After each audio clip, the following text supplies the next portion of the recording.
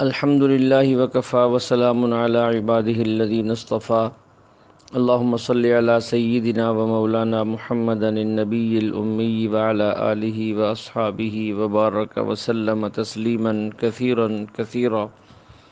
میرے معزز خواتین و حضرات، سورۃ الزمر جو 75 آیات پر مشتمل ہے، اس سورت کے آخر میں 2 گروہوں کا ذکر ہے، ایک جنتی گروہ اور ایک جہنمی گروہ۔ تو زمر کا معنی گروہ ہے، اسی نسبت اور مناسبت سے اس کا نام سورۃ الزمر رکھا گیا ہے۔ بالکل شروع کے اندر مشرکین کے ایک عقیدہ کی تردید ہے۔ مشرکین یہ تو مانتے تھے کہ کائنات کو بنانے والا اللہ ہے، لیکن وہ بتوں اور فرشتوں کی عبادت اور پوجا پاٹ کرتے اس نظریے سے کہ یہ خوش ہو کر ہمیں اللہ تعالیٰ کے قریب کر دیں گے، اللہ تعالیٰ کے ہاں ہماری سفارش کریں گے۔ یہاں ان کی تردید کی گئی ہے کہ عبادت تو خالص اللہ تعالیٰ کا حق ہے، اور شفاعت کے لیے 2 شرطیں ہوتی ہیں کہ شفاعت کرنے والا اللہ کے ہاں بڑا مقبول ہو، اور جس کی شفاعت ہونی ہے وہ بندہ قابل مغفرت ہو۔ تو یہاں بیک وقت دونوں شرطیں نہیں پائی جاتیں، بلکہ بعض مرتبہ دونوں شرطیں مفقود ہو جاتی ہیں۔ تو یہاں پھر سفارش کا کیا معنی؟ یعنی یہ بے معنی سی بات ہے جو یہ مشرکین کرتے ہیں۔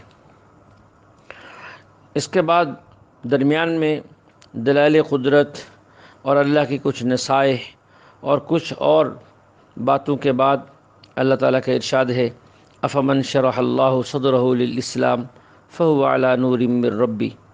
اللہ تعالیٰ جب کسی انسان کا سینہ اسلام کے لیے کھول دیتے ہیں تو وہ شخص اللہ تعالیٰ کی طرف سے خاص نور اور روشنی پر ہوتا ہے۔ جب یہ آیت نازل ہوئی تو صحابہ کرام نے عرض کیا، یا رسول اللہ، شرح صدر کا معنی کیا ہے؟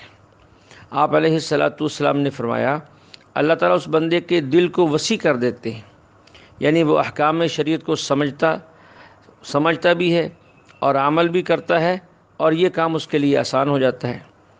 پھر صحابہ کرام نے حضور علیہ السلام سے اس کی نشانی پوچھی تو آپ نے فرمایا کہ شرح صدر کی نشانی یہ ہے، بندہ جنت کی طرف رجوع کرتا ہے، دنیا کے دھوکے سے بچتا ہے، اور موت کے آنے سے پہلے موت کی تیاری کرتا ہے۔ اس کے بعد موحد اور مشرک کی ایک مثال دی ہے، ضرب اللہ مثلا الرجلین فیہ شرکاء متشاکسون ورجلا سلما لرجل هل یستویان مثلا۔ ایک غلام وہ ہے جس کے کئی آقا ہیں، ہر آقا اسے حکم دیتا ہے کہ یہ کر، دوسرا کہتا ہے یہ کر، تیسرا کہتا ہے یہ کر، تو وہ غلام پریشانی میں مبتلا رہتا ہے، کس کی مانوں کس کی نہ مانوں۔ اس کے مقابلے میں ایک دوسرا غلام ہے جس کا ایک ہی آقا ہے، وہ ایک ہی کی ملکیت ہے، تو اسے کسی قسم کی پریشانی نہیں ہوتی۔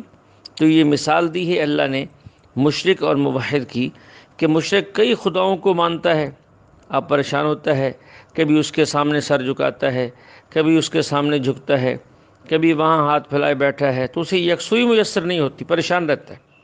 جبکہ موحد اور مسلمان ایک اللہ کی بات کرتا ہے، صرف اسی کی اطاعت کرتا ہے، اسے پوری یکسوئی حاصل ہوتی ہے۔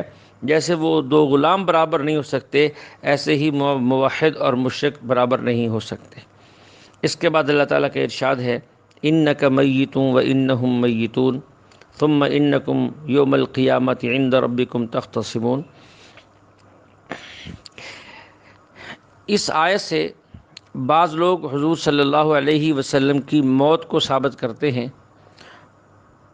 حضور علیہ السلام کی وفات 63 سالہ زندگی گزارنے کے بعد دنیا سے تشریف لے جانا، اس میں کسی مسلمان کو اختلاف نہیں۔